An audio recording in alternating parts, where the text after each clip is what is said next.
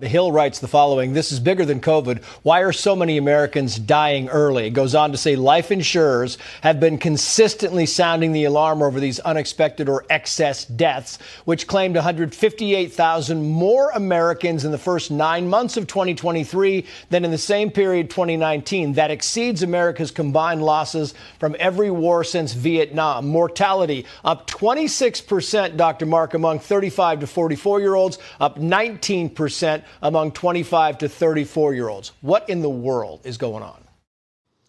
Really, those are really scary numbers. And just to give it some context for somebody that may be seeing this for the first time, a lot of this was coming from insurance models, like how much is insurance paying out for death? And they were saying some of the rises were as high as 40%. And I remember one of the guys that came forward first, he said, we call it a 3 sigma event when there's a 10% rise in death. 3 sigma meaning a once in a 200-year catastrophic event, a once in a 200-year earthquake or 200-year, tsunami.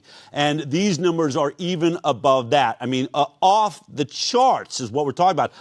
That number is incredible. 158,000 deaths just in 2023, above the normal. And when you think, I think Vietnam, what do we say? There's about 65,000 people in all the years of Vietnam that died there. Yeah. And it's like barely anyone's talking about it. It's really incredible. And think about the protests that happened during Vietnam to end that war because of the deaths. Right. And this is why this conversation about excess death is on everybody's radar. Everyone's talking about it, from Joe Rogan to Mark Siegel, Fox News, even CNN. And so let's look at some more numbers. Let's keep diving into this here because this is the topic of the day. So let's look at the most populous state in the United States, California. Here's an article on the Daily Skeptic just recently, this month. Why are so many Californians dying? And it says COVID has claimed about 105,000 lives in California since 2020. In that same time period, 82,000 more Californians died from everything else than is typical. Adjusted for the decline in population, that non-COVID excess death figure becomes even more concerning as the state has seen its population drop to about the same as it was in 2015.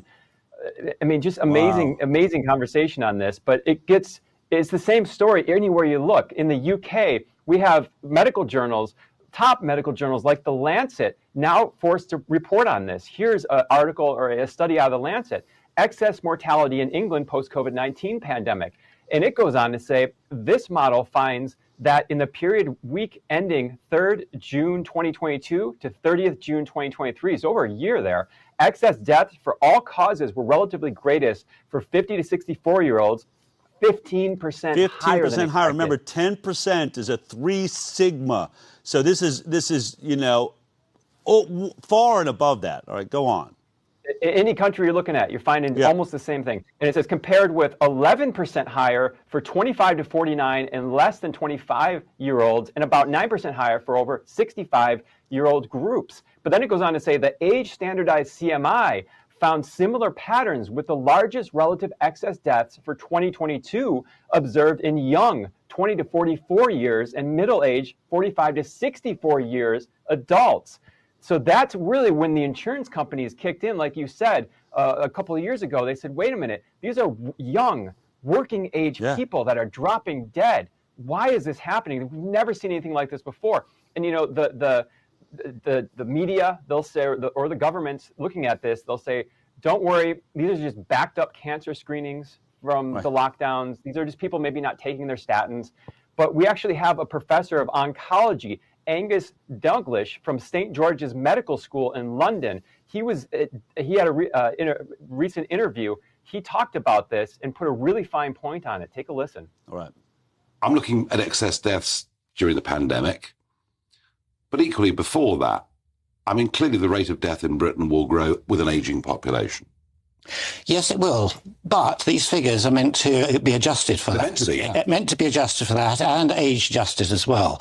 And I've seen the very raw figures, and they are quite worrying because there's excess deaths of the younger people going on, not just in the older population, but in the people under 40 and the real peaks between 40 and 64, 65.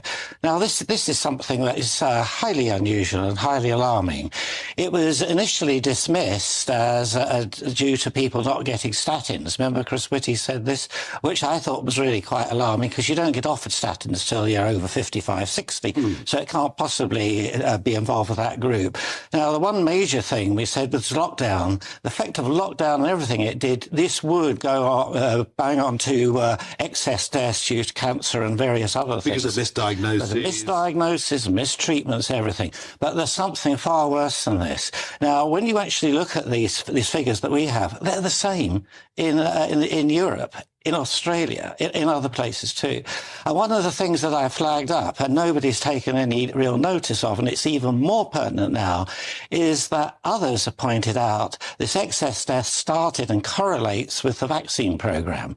So it doesn't mean to say it's associated, but why hasn't it been looked at? Why hasn't it been really, really subtly looked at? And it hasn't, because myself and other colleagues have raised this ad nauseum, and we get absolutely nothing but to say it's all expected.